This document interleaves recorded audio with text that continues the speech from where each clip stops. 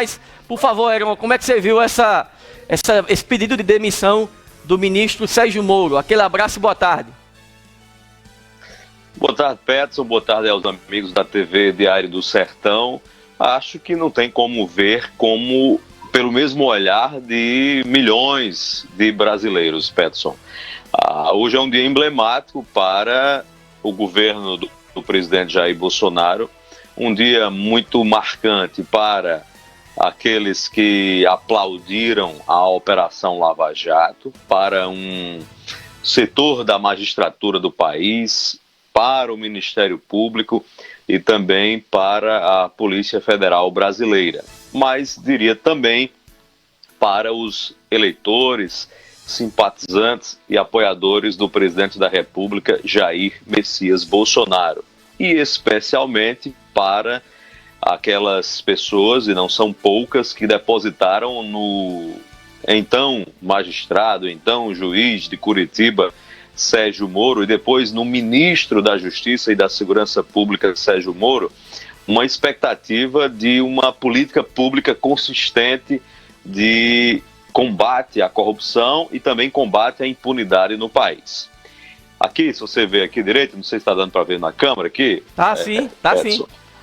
Nessa imagem aqui, tem um livro do Vladimir Neto chamado Lava Jato. Eu li esse livro assim de um fôlego só, porque ele conta muitos bastidores de como foi o início, o epicentro da Operação Lava Jato, que ainda não terminou, que ainda tem seu desdobramento. Aliás, não terminou oficialmente, mas ela vem perdendo de fato fôlego há um certo tempo. Então, essa operação foi muito simbólica para o país. E vamos ser sinceros, o desfecho dela, o aprofundamento da Operação Lava Jato, teve muita influência no resultado das eleições de 2018 e contribuiu e muito para um sentimento nacional que foi bem capitalizado pelo então candidato a presidente da República, Jair Messias Bolsonaro. Por que eu citei aquele livro ali do Vladimir Neto, da Lava Jato? Porque a vida e a política, tudo isso são feitos de escolhas. O presidente da República, Jair Bolsonaro, fez uma escolha hoje. Está muito clara qual foi a escolha dele.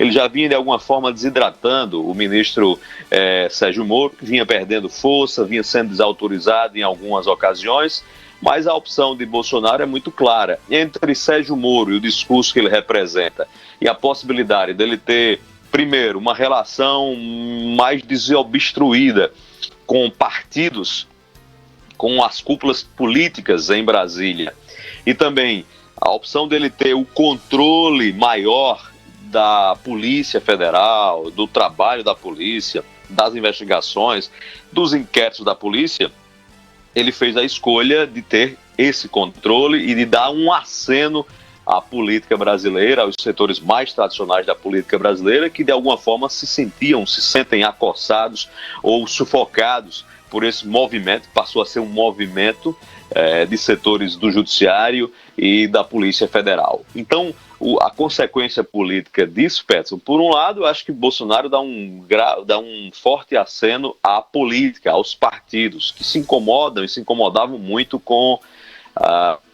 os passos da Operação Lava Jato e também com o que eles chamam e entendem como excessos da operação, com excesso de protagonismo do Ministério Público, do Judiciário e da Polícia Federal.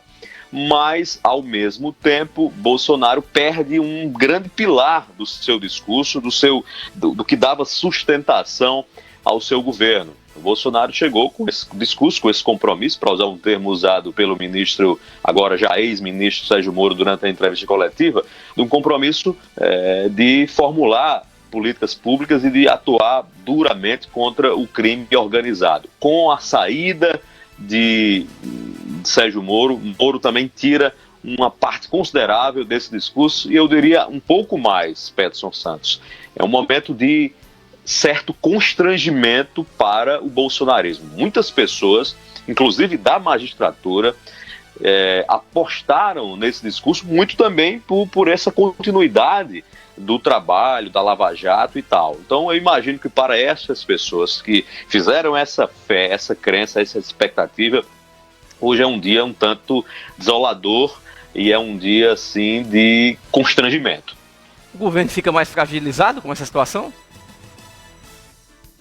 Fica porque o discurso de Sérgio Moro não foi algo personalista, ele colocou bases, né? Ele disse que chegou no ministério, aceitou ser ministro por conta de alguns compromissos firmados com o presidente, entre eles a tal da Carta Branca. Segundo, o compromisso de que não haveria interferência política dentro da Polícia Federal, dentro dessas instituições, ou seja, seria preservada a autonomia da Polícia Federal e das investigações, algo que foi muito ameaçado durante os governos petistas. Houve muita pressão, a gente lembra a época, para que a presidente Dilma Rousseff fizesse interferências, e aí, como Sérgio Moro disse, ou de bom grado ou por pressão da sociedade, não houve essas mudanças, e Dilma, inclusive, foi muito criticada dentro do próprio PT, porque não tinha um controle, o Ministério da Justiça não tinha um controle da Polícia Federal, e isso era uma demonstração de fraqueza. Bom, culminou com o que culminou, Dilma foi empichada, muitos próceres petistas foram presos, inclusive o maior símbolo do PT, o ex-presidente da República, Luiz Inácio Lula da Silva. Bolsonaro não, Bolsonaro percebendo isso, e como há algumas investigações no entorno dele, para ser específico, pegando alguns dos seus familiares, filhos, tem um inquérito no Supremo Tribunal Federal contra o senador Flávio Bolsonaro, tem um inquérito agora para investigar quem estaria por trás dessas manifestações que radicalizam, pedindo as intervenções militares. Para ele foi a gota d'água, e além do que vem ouvindo dessas cúpulas partidárias quando tem dialogado com partidos sobre apoios políticos. Certamente todos eles demonstram esse desconforto em relação a esse excesso, digamos assim, de poder do Ministério da Justiça e da Segurança Pública. Então o Bolsonaro perde esse discurso, para ser sincero. Vai ter aquelas pessoas mais radicais, mais ortodoxas, é um nicho, uma faixa que o presidente tem falado, se comunicado com ela, que estará com o presidente em qualquer circunstância, que dará razão a ele em qualquer situação, e mais do que isso, que vai desqualificar todos aqueles que porventura façam uma crítica ou manifestem uma discordância com o presidente, como o que fez hoje o ministro Sérgio Moro, de forma muito segura, diria também muito dura. Ele lapidou algumas frases muito duras ao dizer que não aceitava essa interferência política, preferia deixar o cargo a ter que assentir, a ter que concordar, ou, traduzindo, a ter que se rebaixar apenas por um emprego. Tem gente que precisa de um emprego, tem outras pessoas que estão nas funções públicas por um compromisso, até mesmo por alguma utopia. Parece um pouco também o caso de Sérgio Moro. Mas o governo perde um pouco do seu verniz. Ele tinha esse verniz, essa áurea de que era um governo que veio para enfrentar a bandidagem, para encarar com muita firmeza a corrupção, desmantelar um sistema político que há muito foi instalado no Brasil. E com a queda de Sérgio Moro, o governo também perde e fica um pouco mais frágil em relação a esse sentimento nacional que estava aflorado com a presença de Sérgio Moro no Ministério da Justiça. Mas Bolsonaro está jogando no risco. Tem um outro fator que é preciso ressaltar também, Peterson, que além de todos esses ingredientes, tem aí também uma questão muito assim de ego também, né? O presidente vai aos poucos colocando em banho-maria aquelas figuras que disputam de alguma forma o holofote com ele, o olhar nacional com ele, né? E até eventuais concorrentes. Luiz Henrique Mandetta ganhou um certo protagonismo dentro da pandemia do coronavírus e não sobrou muito para ele, terminou sendo exonerado, até porque ele também enfrentou o presidente, ousou fazer divergências em relação às recomendações do presidente Jair Bolsonaro. Sérgio Moro, que sempre foi cotado como alguém do mesmo nível aí de Bolsonaro, com apoio popular pessoal também, com uma certa aprovação, era tido e havido como alguém que poderia lá na frente, quem sabe, exercer o direito de ser candidato à presidência da República.